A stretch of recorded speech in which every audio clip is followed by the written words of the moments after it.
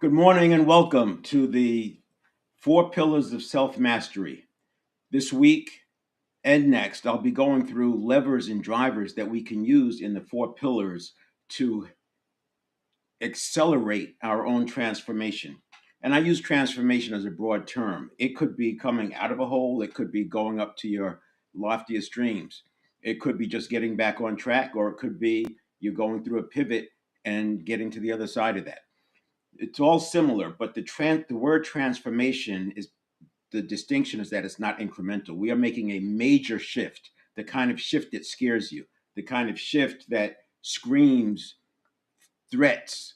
And that's why we talk about the nervous system so much, because the fight or flight that happens when a person is frightened by something that's a real threat is the same fight or flight that happens when a person gets bad news and they go into this spiraling state. If that happens, if you ever watch somebody who has a phobia, the mere conversation about the item, whether it's a snake, a spider, heights, or water, you can see them start tightening up. And if you bring in a box and you're talking about a snake, and you'll see they'll start actually acting as though the snake is right there in front of their face.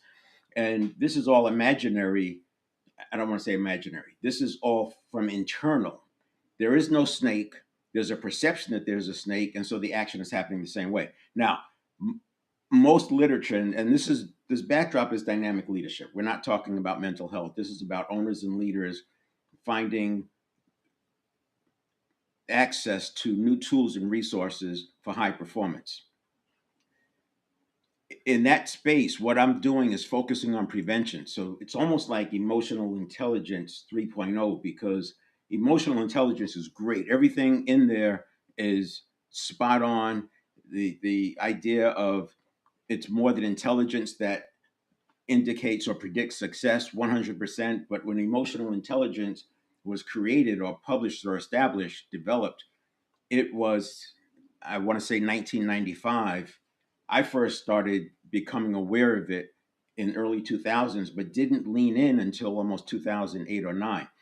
The thing with emotional intelligence is almost all on the back end. It's almost all corrective, because at that time the neuroscience wasn't far enough along where the research was out in the public sphere. And so it was still thought that the subconscious is a mind. And because the subconscious is a mind, if you look at emotional intelligence, there's a lot of words or phrases like hardwired, can't change personality, can't change your identity, can't change your intelligence, many statements like that. And the whole picture is about correction after the fact. So when it gets into emotional triggering, which is what we'll be talking about today in part, the conversation is more along the lines of how do you correct it after the emotion has taken force. If you've watched any of my content, you know I talk about you have 90 seconds to modulate that emotion. And to put that in perspective, emotional intelligence talks about regulation. So regulation is the umbrella. Modulation is just one part of that regulation. And in this sense, modulation is about getting that emotion to where it's no longer uncomfortable, to get it back to what I'll call homeostasis. Whereas regulation is the entire thing, which in emotional intelligence, I'm not knocking emotional intelligence. I'm 100% on board with it. Dynamic leadership is making it actionable. It's making it easily accessible, because you don't have to go through all this training and meditating to try to figure out how do I stop my amygdala from doing what it's going to do. Here, we use models and frameworks that we can talk about with a common language. That's why I talk about the 7 performance areas, the 7-step reset, to understand what a stimulus response cycle is all about. The 1-second model to show what happens between stimulus and reaction, not even response, and response is separate. And as we go through that, we get a common language, and we can make this shift. You make this shift initially on a good day of a good week, you'll see results in a month, maybe a month and a half. Where it works reliably, good bad day of a bad week, I'll say it takes 6 months or more, depending on how much you work at it and depending on how often you want to walk through the door. Because remember, the scary thing is that door is scary, but we're shifting it. The doors, you no longer see it as scary. It's now a door, but you still have resistance to opening the door. You've got to go through the door. So we'll make the shifts and you'll make the shifts, but you have to go through the door. And A good example is when a person works on ums. The first thing is awareness. They're aware that they're saying and they come by. I know I'm saying them now, but I can't stop. Well, that's the first step. Then the next step is you start it's inserting a pause instead of the But the point is, they have to take that next step. Awareness that they're saying the is step one. They could stay there forever and know that they're saying but if they don't take that next step of inserting a pause, while it's uncomfortable and it's going to be awkward, but if they keep doing it, that becomes habitual, and eventually they don't even try to say anymore. That's just an example, but that repeats over and over. So what I'm going to do to walk through this is I'll focus on the first four areas of the seven performance areas: mental, physical, spiritual, and emotional, because that's where we get our agency. And they're interdependent. I was going to do them individually, like I did mental yesterday, but if I do them individually, you don't catch how they all work together. And physiology tends to be a big one. Now, I call it physical, and but it's actually both physical and physiology. So let's put that in perspective. On the physical side, make it simple, right? Because there's so much information. You don't need any information from me on fitness and nutrition and hydration. There's so much research out there. You just pick your source, and you're going to be right, because your body's going to adjust anyway. The body's very efficient at getting back to the homeostasis or the status quo. Your bigger work is learning to shift to make that transformation. But when you're judging physical, just consider that you can live seconds without blood, minutes without oxygen, days without water, weeks without food, and months or years without movement. So it tells you the order of what we should be paying attention to. And the first one being blood. So we want the blood thin, which means you have to hydrate. That way it can get the and the oxygen to the brain. Because if the blood can't get the nutrients and oxygen to the brain goes into pre-fight or flight stress response and starts stressing, right? And now you have I want the sympathetic nervous system kicking in. And when that happens, it can starve the other organs from nutrients. Now, you can look that up. You can figure out how you want to explain it for yourself. But the bottom line is you want to have hydration to keep the blood thin, nutrients and oxygen to the brain. Otherwise, you have downstream effects. The other thing you want is clean blood. So you want it thin and you want it clean. Well, oxygen cleans blood. When you do deep breathing, especially deep diaphragm type breathing, like they teach in martial arts, down into the lower abdomen, it's almost like people are walking around, especially in times of stress, breathing in the top third of their lungs. We want to breathe deep down into the lower belly and clean out all of that blood and cleanse the blood using breathing. The other thing you can do is movement, because movement gets the lymphatic fluid moving. The lymphatic fluid doesn't have a pump. And so what happens is if you're if if you don't have an active lifestyle, you have your lymph fluid not moving as much as it should be, and the lymphatic fluid is what moves out some of those toxins. So you want to do that. The other thing you can do is anti-inflammation, and one of the ways to get anti-inflammation is a certain kind of exercise, high intensity interval training. Now you may think that that's kind of like counterintuitive, but high intensity interval training, what it does is it triggers a human growth hormone type response. It creates more neurotransmitter, and one of the results of that is creating anti-inflammation. So you will have less inflammation, and as you get less inflammation, you get less oxidative waste. I can go on. We can talk about things like so back to the model: blood, oxygen. So deep breathing is important. We want to slow our breaths down. Do a box breathing, couple of box breathing sessions, and see what it feels like to have 4 breath cycles a minute, which is basically box breathing. 4 counts inhale, 4 counts hold, 4 counts exhale, 4 counts hold that. So that's 16 seconds. You do that 4 times, you have a minute. That's 4 breath cycles a minute. That's probably a little bit, could be a little bit strenuous because of it's short, but I spend 10 minutes in the morning doing 2 breath cycles. I do 15 seconds inhale, 15 seconds exhale. and then repeat that. And I do that for 10 minutes. The reason I do it is not so much for the oxygenation and health. There are benefits to that, but by going so long on the inhales and the exhales, I'm also creating some stress. So I balance that. And I wouldn't say a 15-second inhale or exhale is a anti-stress move, but it is a an anchoring move. So I do that for 10 minutes every morning. And through that, if I'm ever in this tough situation, all I have to do is take in an inhale and exhale for, I never have to exhale for 15 seconds during the day, but if I just exhale for 3 or 4 seconds, I'm already beyond that triggering pattern, and it gets interrupted. But I do recommend starting to look into some breathing. There's a great book, Just Breathe by Dan Brule. So many different exercises you can do. There's a 3, 4, 7, 8. There's the box breathing. Dan Brule talks about just 5 seconds. He says go 5 minutes in the morning, 5 seconds inhale, 5 seconds exhale. Simple.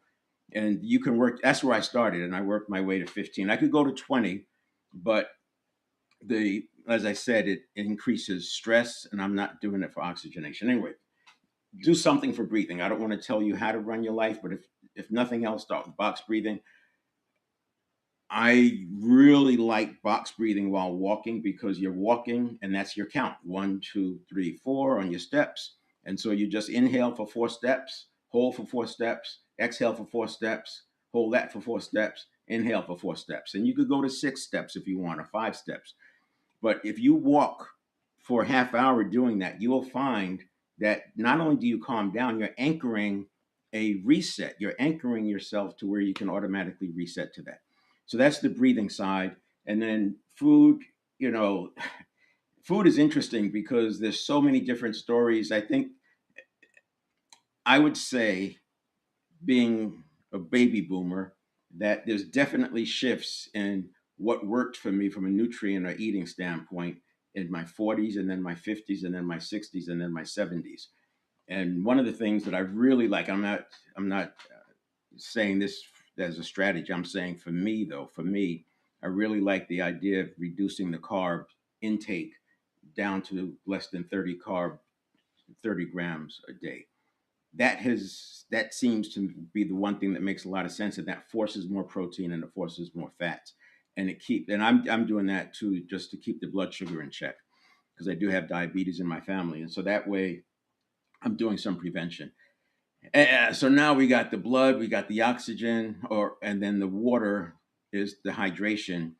If you get up in the morning and you feel like there's a little brain fog, just try this. And I'm not saying don't drink coffee, but there's another point about the coffee. But before you drink the coffee, you can always drink it after. See if you could drink a liter of water. That's a quart. See if you could drink a quart of water. If not a quart, then drink a half a liter of water, and do that right away. So I do that, and then I do my breathing, and I could drink coffee before or after. But by hydrating, what you'll find is it doesn't take hours. It takes sometimes seconds, but usually just a minute, two, three. You can already feel the brain fog lifting. Why? Because you've been dehydrated. The blood is thick. It's not getting to the brain. When you first start drinking water, the hydration starts immediately. The brain gets nutrients, it gets the oxygen, and it starts waking up. Now, you're going to wake up anyway, right? But you wake up faster. And you'll see that the water does what you were hoping the coffee would do. Now, you can still drink the coffee. On the coffee note, I drink coffee. I love espresso. I probably overdo it, but I pick your vice, right? I pick the vice that's going to have the least adverse effect. I don't want to get into a debate about that because there's other things I could do that are much worse. But when middle of my career, I had a role where I had just come out of the field and I was in home office, and my role was to go and meet with this is a 50,000 person company, to go and meet with all the different departments and do these presentations. And I had been teaching public speaking, so I was pretty good at it, and I knew how to be a little entertaining when I'm speaking, and I would put a lot of preparation into it. And so I kept getting invited back to speak, and I would speak to like layers and layers. I'd speak to the leaders, and then they'd want to have me speak to the teams, and it was pretty cool. And one of the things that I noticed is that, because these are people I didn't know. I'm new in home office, like, and so it was easy for me to get questions that I didn't have answers to. And this is many years ago, right? But I would feel that tension come up. My solution was to not drink coffee before those presentations. So if it, I don't care what time the presentation was, I would not drink coffee before that presentation, because what I observed, this is just real time observation, just paying attention, wanting to improve my speaking or wanting to improve the outcome. I would notice that if I drank caffeine or coffee, that a simple question could trigger that feeling, and you all know what that feeling is when it comes up, and then you get that tension. And fortunately, I had some skills. I had been a practitioner of NLP, certified there, so I was able to do some things to reset. But it's like, why go through that? Why, if I don't drink the caffeine, then I don't get that triggering. Turns out that that's the precursor to the fight or flight, and those are some of the inputs that I use to understand how all this stuff works. So blood is blood, breathing, water is what I would say about the physical. And that was a way of a kind of a roundabout way of saying that I'm going to focus on the 7 fitness areas, and those 7 fitness areas, mental, physical, spiritual, emotional, and then are the 4 that I'll be focusing on. And the next ones are,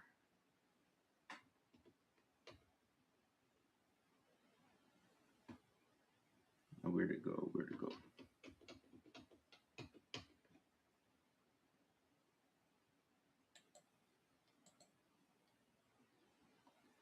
So all of them are right.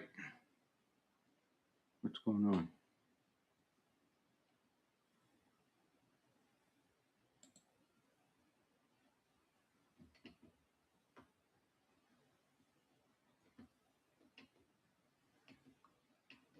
This is interesting. Oh, there we go. So there's the first 4 we'll be focusing on: mental, physical, spiritual, and emotional. Relationships, professional, that requires involvement with other people. And then financial outcome, obviously, is going to involve some other people at some level. While this is the main part for agency, I will tell you, in working with people, I recognize that once they get agency in a stable, controlled environment, which is where we get this, which is why I'm going to be focusing on these 4 for the next couple of weeks.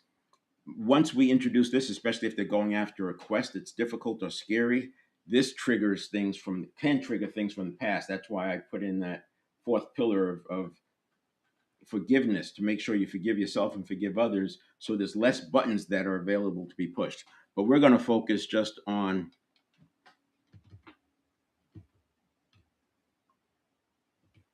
these 3. And as I said, in each one, there's a big aha that I want to make sure we get. That people have to see that there's a mind versus neurons. I want them to understand neuroplasticity. So my physical is really physiology. It's much more than just physical. That part about physical that I just said with the blood, oxygen, and hydration, that's about as much as I'm going to say about it. The big point is the physiology, neuroplasticity, and how it impacts our day to day.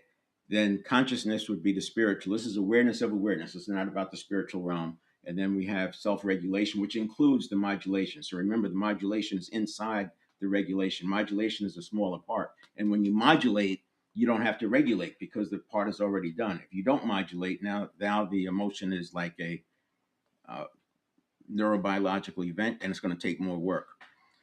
To make this make sense, what I do is, let's see.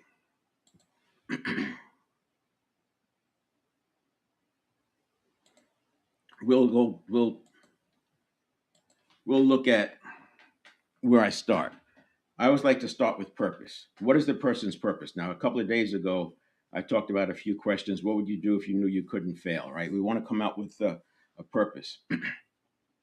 The way this works is, let's imagine you have a circle, and that's you in the middle of the circle. 360 degrees is a circle. So this over here would be 90 degrees, and this over here would be 90 degrees, And that's assuming that your direction of travel is this way. So that's your direction of travel. If you think of this like a clock face, 3 o'clock and 9 o'clock would be 90 degrees. If you're moving along on a bicycle or a motorcycle or a car, you're moving along at a decent pace. You can see that to make a 90-degree turn is going to take some effort. You're going to have to slow down, slow your speed enough to make that turn, and of course it depends on how big the turn is. But if it's a quick turn that you have to make 90 degrees, like in a city street, you're going to have to slow down quite a bit to make that turn, and then you have to accelerate again. It takes up a lot of energy. If you were to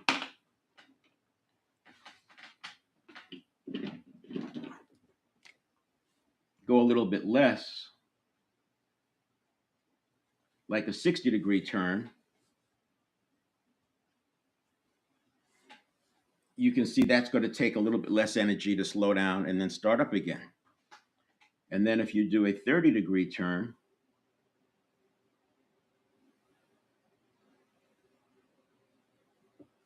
it takes even less energy, because if you're moving along, you can just make a nice little edge. So if you're on a bicycle, this is easy to visualize. On a bicycle, you could very easily pivot 30 degrees and you'll be okay. Now, the challenge is as you get further and further out, that 30 degrees can get very, very wide. So you reset it. Now, what is this talking about? If you look at, and again, this is like a clock face. So you have 3, 2, and 1. And on this side, 11, 10, and 9. Once you have your purpose,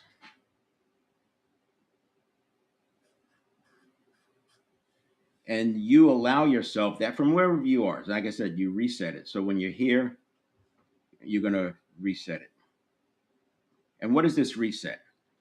What I'm suggesting, to be able to pivot, and if you pivot early enough, you don't have to make these 90-degree turns. If you wait too long to adjust, you're more likely going to have to make a bigger turn. And what we don't want to do is a complete reversal. You would rather pivot your way through life like a plane going from California to New York, where it's off course most of the time.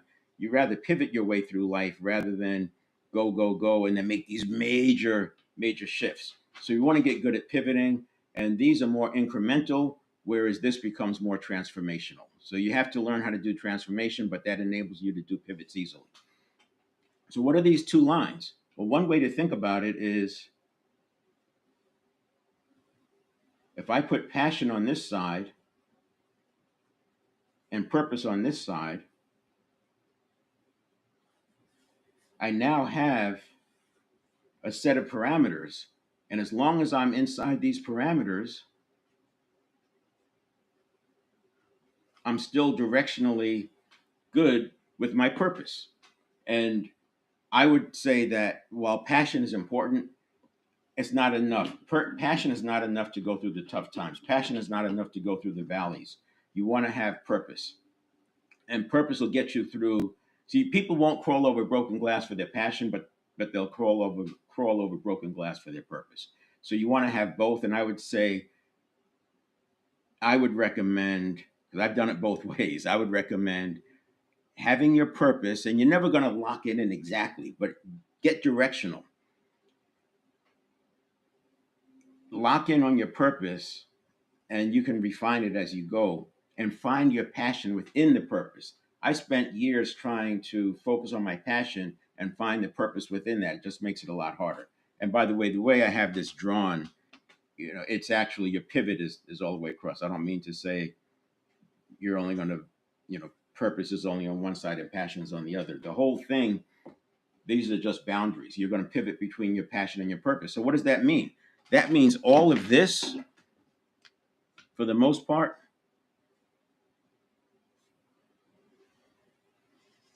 is out of scope.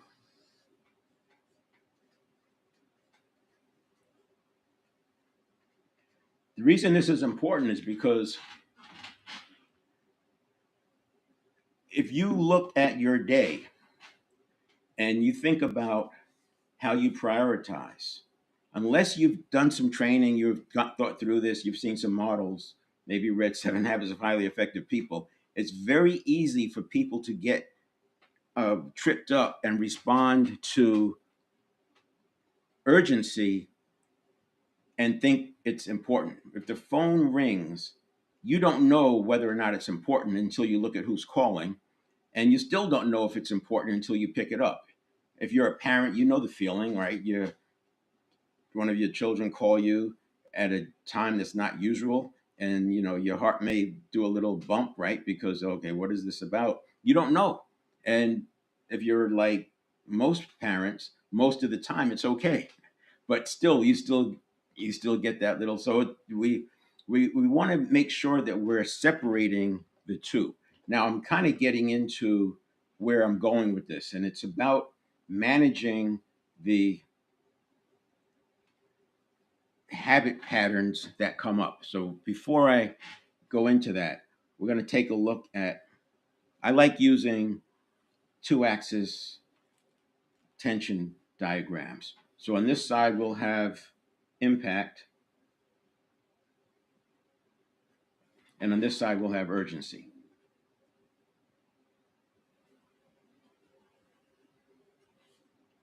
And if you recognize this as the Eisenhower matrix, and when the impact is high and the urgency is high, to do the diagram right, he has high over here, high urgency over here, low over here.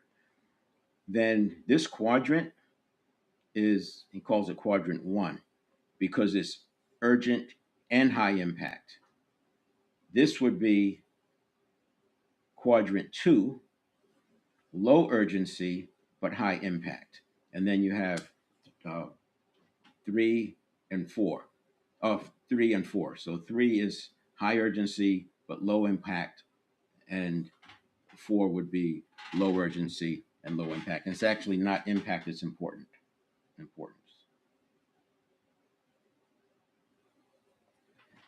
But the way I get to impact is I say, the way I define important is important.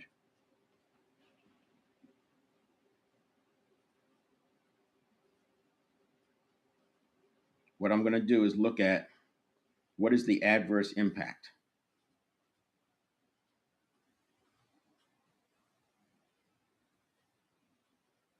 And if the adverse impact is small, then it's probably not important. And then there could be a timeline associated with that. If the adverse impact is high, and you'll find your own way of measuring that, but you get the idea. I'm just sharing this as a model. This is something I would go to right away. As soon as you start feeling stress, you say, okay, wait a minute, what's the impact? What's the urgency? Or you can say what's important, what's the urgency, but impact is just a direct way of doing it. What's the adverse impact? And what that'll do is it'll slow things down. Similarly, I say effective first,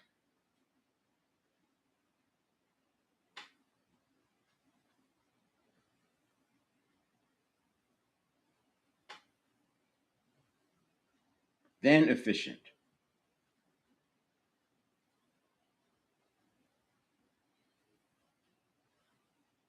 Okay? Always effective first and then efficient. Now, once you're in an operational environment, it switches. You're going to be efficient and then thinking about effectiveness. You're doing project work. When you're doing project work, it's all about effectiveness. This is why there's such a disconnect when you put strong operational people in charge of a project. They don't really think about effectiveness first. They're thinking about efficiency, get the thing back online. So effective first, then efficiency.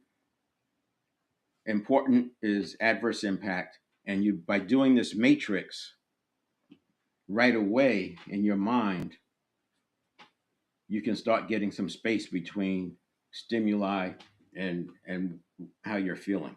So that's what this whole page is about.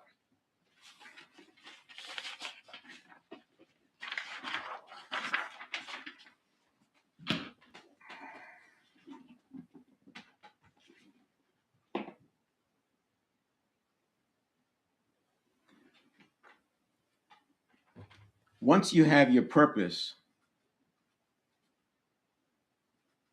you also, and by the way, in finding your purpose, you want to ask why. 7 times because you want to get that deep. You want that purpose so deep. And when you know that, you know what to say no to. You're just not going to do some things. You once you know what you're going to say no to, it helps inform your importance versus urgent. Now, this is where I want to tell you why I'm going through this. Let's see.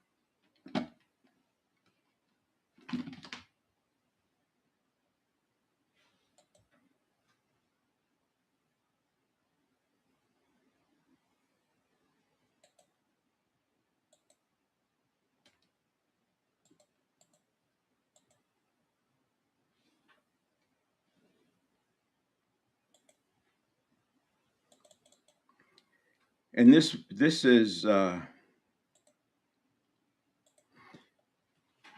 illustrating a stimulus response cycle. It's from my 7 step reset. So you have steps 1, 2, and then step 3 is the conditioned reaction. So I'm only going to focus on that right now. And then steps 4 through 7. I'm not going to go too deep in here because it's on the website 7stepreset.com/live. But this conditioned reaction, this happens thousands of times a day. We have every other second, potentially, we're having another stimulus response cycle. It's just the way it is. 95% of what we do is done by habit. So most of these are habitual. They're just running, which is why our yesterdays look just like our tomorrows and on and on. But this is how it's normally going. And illustrative, of course. And this return to presence or mindfulness gets us ready for this next one. So on a good day, things are going well. This is calm. Everything's going fine. Your day is normal. This is not transformation. Transformation is not going to feel normal, but you get the picture. Then, when you get into a stress situation, it collapses. First, it collapses horizontally. I'm sorry, it collapses horizontally where your conditioned reaction is not based on what's coming externally, it's based on internal sensations. And this is where people spiral. So once this is happening, this is full trigger, this is fight or flight, you're not getting any daylight between one stimulus reaction and the next stimulus reaction. I use the word reaction when I'm inside the habit model. I use the word response when the conscious mind comes online afterwards, just for clarity. But this collapsing when it's boom, boom, boom, boom, boom, you're out of this. You are no longer in control, and this is where people feel the need to try to suppress this. They try to stop it, and if it's not a tiger, a real tiger or tiger level threat that's imminent, like within seconds, is going to kill you, stopping it is not useful. What you wanted, suppressing it or stopping it on this side is not useful. What you can do is just delay it. And this is where the techniques come in to start slowing things down. So when you feel that first thing come up, that's the modulation. If you don't catch it then, now you're along for the ride. It's a lot harder to catch it later. So you can't wait. You can't count to 10. You can't, wait for confirmation that you're starting to get. When you first feel that come up, take a deep breath in, and it only needs to be 1 to 3 seconds, but a slow exhale. And that slow exhale triggers the parasympathetic nervous system, which is coming back online and slowing things down. And if these stimulus response cycles are happening in 1 second, you've already used up 1 or 2 seconds breathing in, and now you're exhaling for 5 or 6 seconds. That's 6 or 7 seconds of delay before you have this next conditioned reaction. Now, we're talking about physiology. You may want to do something else like stand up or maybe walk around or walk over to a window or lean back in your chair or draw a diagram. I sometimes, if I'm feeling like, okay, this is conversation's not going well, I'll just draw that 2 axis diagram, and it's, very quickly I'll just jump in and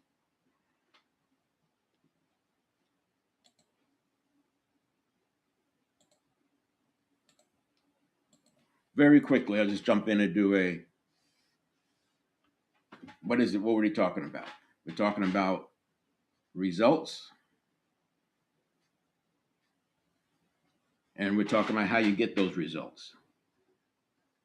Just by separating it, It's like a convergence divergence. So that's very, very useful. Another one might be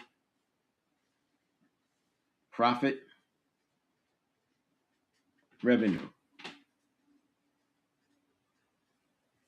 or growth, profit, whatever. Just I very quickly will do these, just whatever comes up. I just draw it, and then it creates context for conversation because it slows everything down, and I'm no longer focusing on what's coming from inside. So once this is coming from the inside, you're no longer responding to the real threat. You're responding to your own inner sensations. And if you're already like this, if you're already tense, and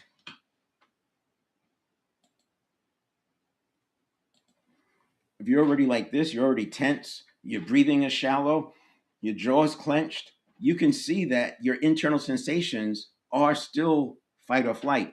And the brain, it interpreted the initial threat as a tiger level, which is why you're in this fight or flight.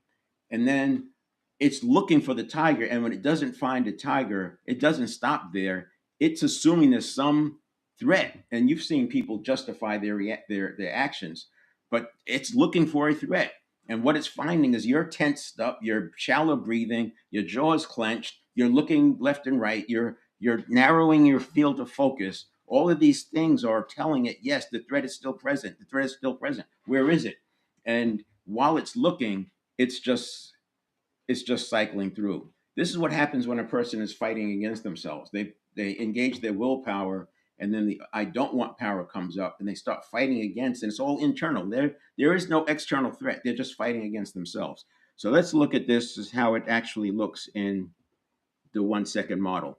And by the way, as I go back and forth through the 7 performance areas and the 1 second model, I'm literally doing a convergence at the 1 second model and a divergence at the 7 performance areas, just by going up and down. So if I'm starting to not like what's going on right now, I may go out, frame out, right? Open up my field of vision to where I'm looking, where am I in this model? Am I, is what's my emotional doing? What's the issue here? What's my physiology like? That's like step two, the check in the dashboard. But let's go to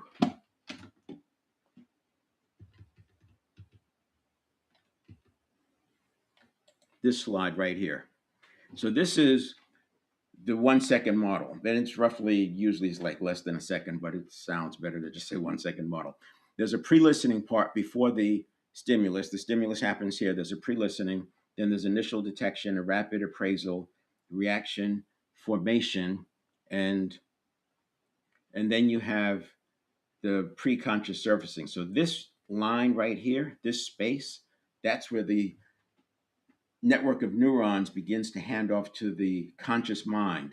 It takes that millions of bits of information that it's been processing around threat, and it gets it to a place, to a thing that's perceived by the conscious mind. So it takes all that energy that's going through the network of neurons, it turns it into a thought, converts it to a thought that's can be perceived by the conscious mind, and then that's where you have your leading to the response. There's a few things that happen in the conscious mind, and then you make your response. And this is why I say don't let your response equal your reaction, because you're probably going to get it wrong, especially in times of change.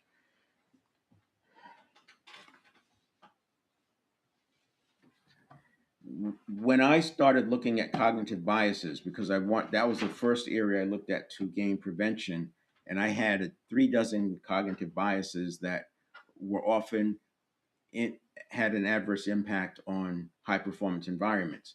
Turns out that this initial detection is where the cognitive biases come in. So rather than focus on all the cognitive biases, we're going to manage the pre listening. We'll manage the pre listening to where it's not assuming everything is a threat, and it's not even paying attention to everything. Because remember the circle with the out of scope?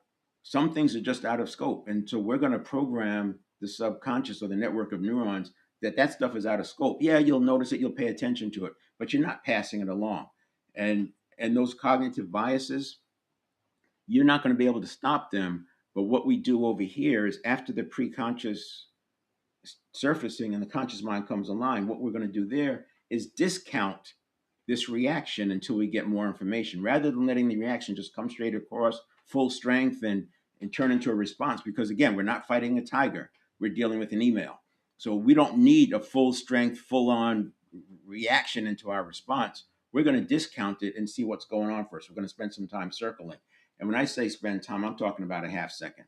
Because remember, this is happening in a half second, and then you have another half second before you respond.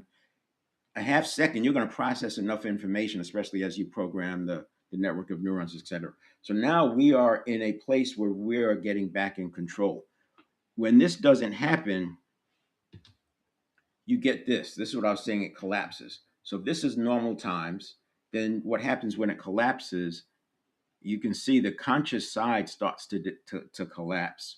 And then down here, when you're really triggered, the initial detection and the rapid appraisal collapse. And as these collapse, you're no longer looking externally for a stimulus, you're looking internally, and our internal sensations are all about fear.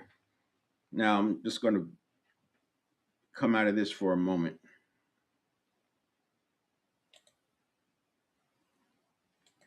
So to bring this and make it more realistic or more practical, in the US there's a lot going on. So they talk about flooding the zone, and there's so much information every day. There's creators out there with breaking news every few minutes, not every few minutes, but certainly 2 or 3 times in the morning, 2 or 3 times in the afternoon, breaking news. And most of the news headlines, most of the news is bad news. There's very little good news that comes out of these breaking news. I'm not knocking the creators, but there's one particular creator that I want to highlight. And this person has been doing political stuff for decades. She's been highly involved. She gets it. She's a history person buff. She understands history. She can tell you that this happened in this presidential time and this one and blah blah blah. And she can tell you how things are repeating. And what's interesting is I don't want to call her out, but she looks exhausted sometimes. But she's not exhausted because of the flooding the zone. She's exhausted because her followers are doing that stacking thing. They are, every time something comes up, they go back inside and they're looking for all this thing. They're coming up with all these crazy outcomes that might happen. And she's explaining to them, no, it's not that. And she used this terminology. She called it the doom goalposts. She said the doom goalposts keep moving. And that's what it feels like. This is why you want to get a handle on this, because the doom, yes, there's some bad news coming in, but that triggering that fight or flight that people are seeing constantly, a big portion of it is coming from inside, and that's part of the strategy. If the let's say the worst case scenario is that there is some bad actor in some foreign country pulling the strings in the US, and the US is responding to that, and so they're kind of controlled because there's pictures and files that would incriminate them, and so they're basically blackmailed into doing these things that are really ugly and horrific. Let's say that's the worst. Let's say that's real. And if you're this big actor up here doing it, this is not your first rodeo. You know how to do this stuff, and what you're going to do is you're not going to come up with some willy-nilly plan. You're going to do what works. You're going to use processes that are proven to work, and what's proven to work is the 1 second model keeps repeating over and over and over. And if you can inject enough fear and triggering, you're going to have people repeating this over and over. And now you can control them because they are consumed and they're looking for what's the next thing. They're looking for meaning. They're always looking for meaning. And you can just pop meaning out there. And then you throw some bots in there to keep the anxiety up. And next thing you know, you have people stressed out all the time. And this creator I'm talking about is exhausted from trying to pull her followers back off the ledge, explaining to them that this is what happens in these kinds of times, and it's important to keep your agency. That's why I go back to the 7 performance areas: mental, physical, spiritual, emotional are the 4. And then as we get externally, we have to reset that again, because agency that works on a good day of a good week is not enough for a bad day of a bad week. And as you bring in other things like the relationship and professional, it gets harder. So I want you to think about this in the context of my day to day. How am I responding? And then going back to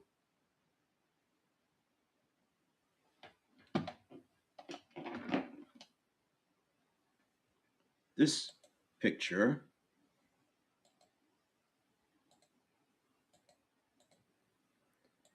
recognizing that you have to make a choice here. But most people don't even realize that it's the network of neurons with the associations running the show, and that they are handing off. The network of neurons is handing off to the conscious mind a representation of what it has seen.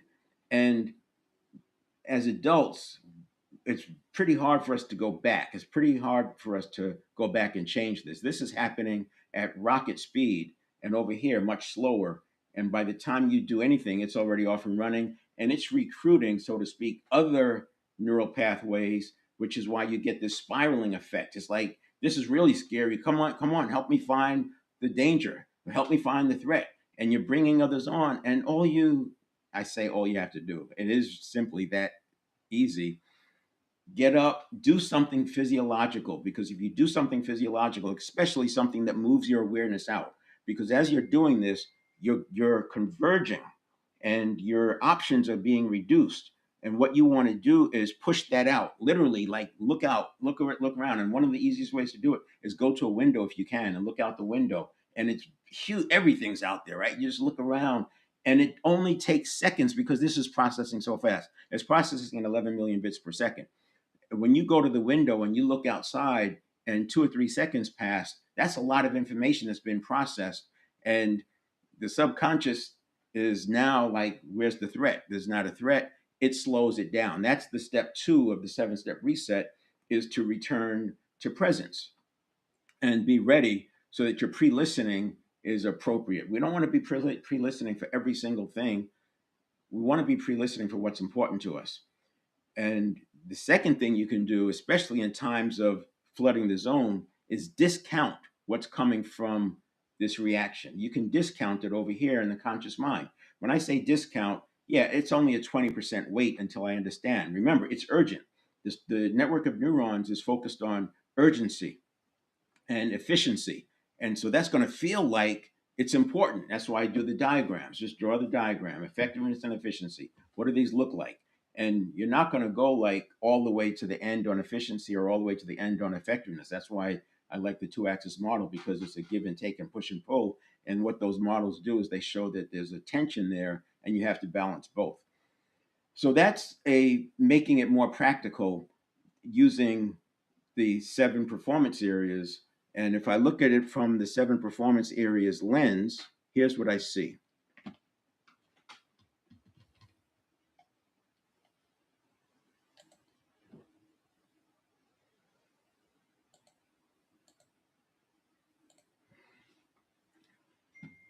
There's a mental component. You have to know what's going on. That's why I do talk about some of the theory and how the brain works.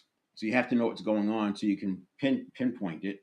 The physical gets to the physiology. Remember, I talked about more about physiology. This is where we interrupt the pattern. The easiest way to interrupt the pattern is a physical movement and breathing.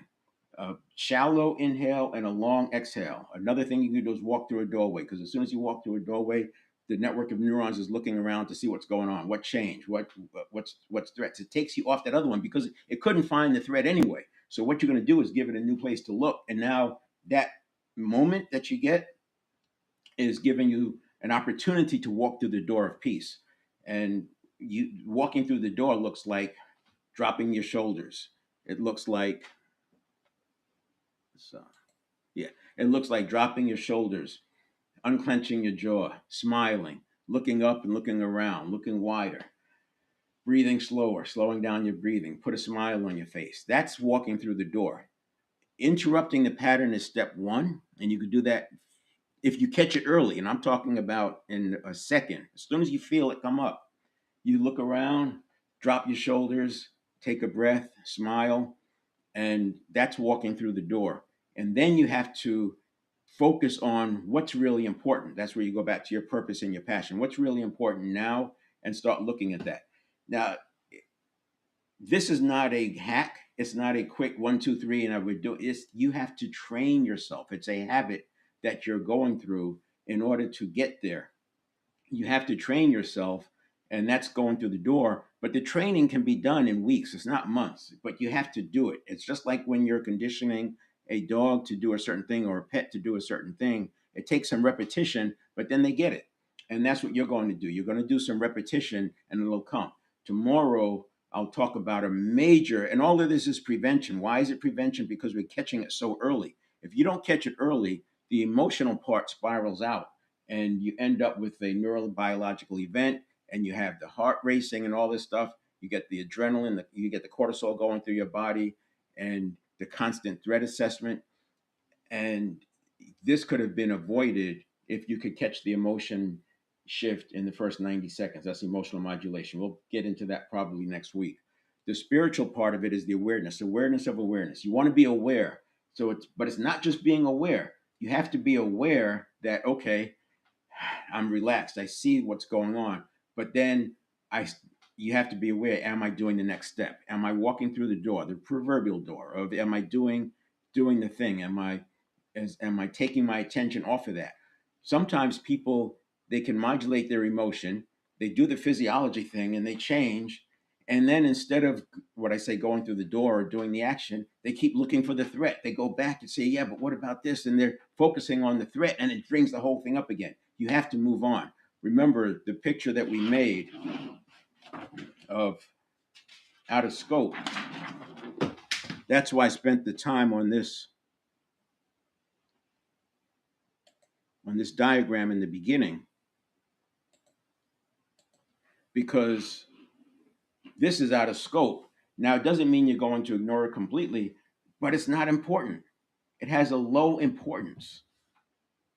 And it may have high urgency, but urgent for who? So you got to use these models, these frameworks. If it's out of scope, it's out of scope. This is why it's so important to have your purpose and passion figured out. And that becomes your area of focus. That's what you pivot into. And if you do get outside of something, there's another thing you can do is you can look at circle of influence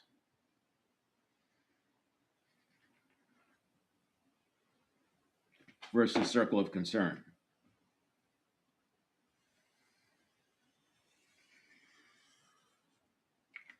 So concern, and this is out of 7 Habits of Highly Effective People, and influence. So if you are stressed out, your circle of influence gets smaller because you're closing in and you have fewer options, and your circle of concern takes on more control.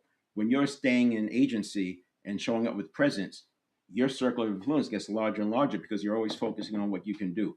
That's why I say you have to go back to what's out of scope so you focus on what you have to do. I'll pick this up tomorrow and go and continue because there's a lot of things, there's a lot coming out now. You got global activity going on. There's